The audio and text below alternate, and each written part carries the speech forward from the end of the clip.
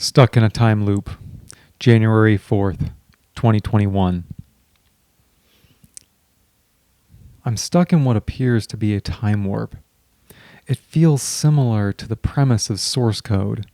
I'm obese in a mall, and time continuously repeats itself over and over each time I make a mistake. Each time running through a time lapse of my life from the start, following a trail of breadcrumbs, guiding my life in slow motion, knowing it will eventually crash again. Each time slowing just before the fateful mistake. The only thing I can think to do to escape the loop is lose weight.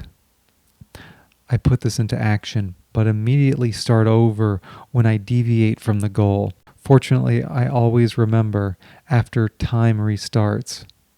The first thing I do after a reset is get into the gym. I try all weight loss and workout supplements, most of which consuming immediately calls time. Sometimes I get too buff and make a new mistake. Exercising became automatic and thoughtless until I notice a woman in her mid-30s in the spin room. I've never seen her before, and I'm not sure if she's always been there or not. I just stand in the doorway of the spin room watching her, waiting to start over, but time slowly runs backwards. She walks out of the gym, exiting the mall via the main front doors into the parking lot, where she pulls a bomb from a car. I run to her through what feels like an interactive gel. Making conscious micro adjustments as I push through, I leap over the railing, creating rippling in the space around which I climb over. I hold on to the ripple and am gently let down onto the first floor. She's holding an unopened can of hard iced tea. When I punch her in the face, yelling, "Piece of shit!" I take the can from her, crack it open, and attempt to pour it all over her.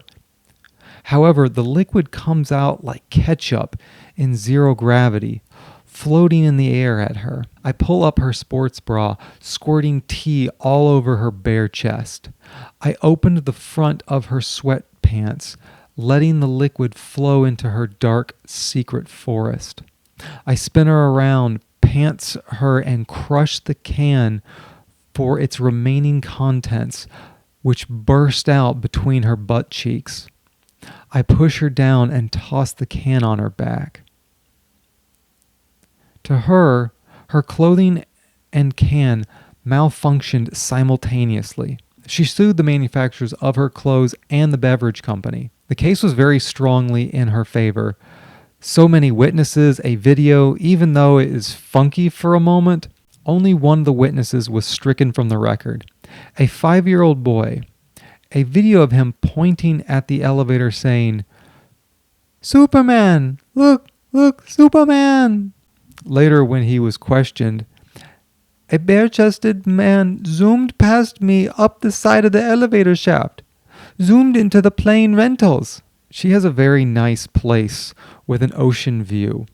Her OnlyFans account is only a collection of pictures and video of herself naked trying to reenact the moment. She might have seen the shape of a man's hand and foot had she been looking towards the elevator at the moment, as the leading points of my body became temporarily visible.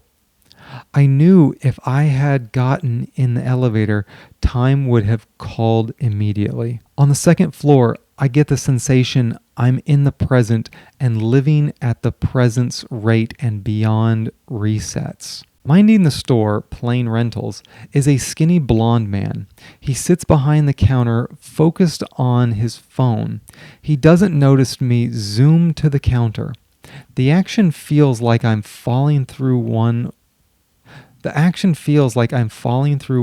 water surface, only to break the surface tension of successive surfaces of water below.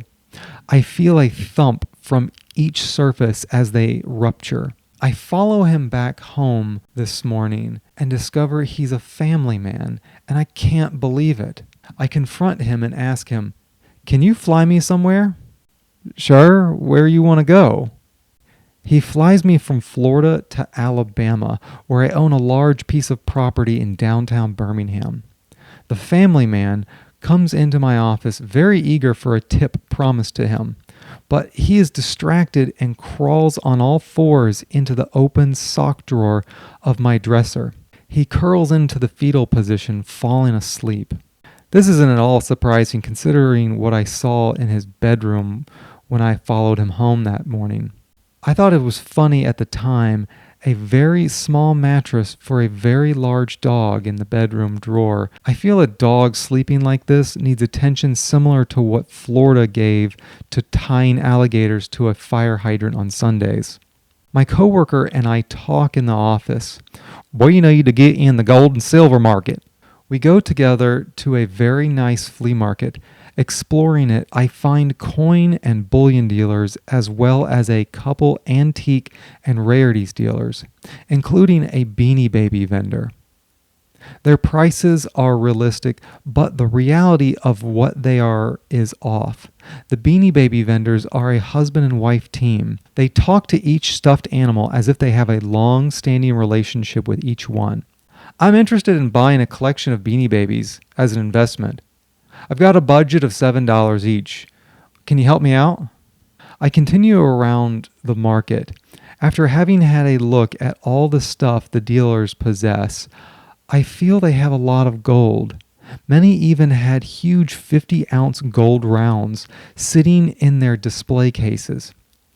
One stand in particular sells what I think are metal trade points. When I ask about them, the dealer tells me, "Oh, those are ancient tops used in gambling houses in Somalia. See, the string twists around this end and divots into the top. A stick holds it upright." The dealer pulls the string quickly, launching it. They're made of chrome. Confused about the reason why he has brought such a rare thing to this market, I ask, "Are they for sale? Are they legal to buy?" "No, they're not legal, but I will sell them to you." "Why are they illegal?" The question upsets him and he responds with frustration, "Beats me. I'm just curious. Lead is poisonous, but it's not a controlled substance. I assumed it would have been worse than lead, no?" I put the top on his glass counter, wrap it, hold it with a chopstick, and pull the string. It's not as easy as it looked. The glass is too smooth a surface for me to stabilize it for a launch. The surface would also work better if it were dished. After many attempts, I'm finally able to get the top to spin for a moment, but it leans hard and topples over when it finds a deep scratch in the glass. I put the chopstick down and look to the panels of wooden paper that hang behind him. They look to be parts for a model airplane, but he is also standing on more of the wood paper. It hits me in a eureka moment. I see the whole picture and call him out. "You're making a dinosaur from rocks and paper, aren't you?" He smiles embarrassed, covers his mouth and nose with one hand, and nods with his eyes closed. The rocks make up the bulges in the shoulders and the hips, as well as provide skin texture. Everything will be connected with dripped and flipped paint. Behind him, paint is actively dripping from a crack in the boulder used for the hip.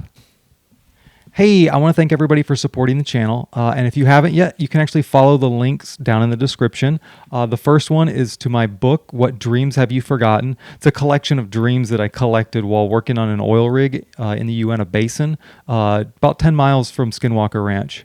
Don't know what Skinwalker Ranch is? Google it. Google it.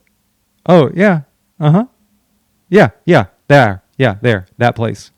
The next one is The Roast of Casey Judson.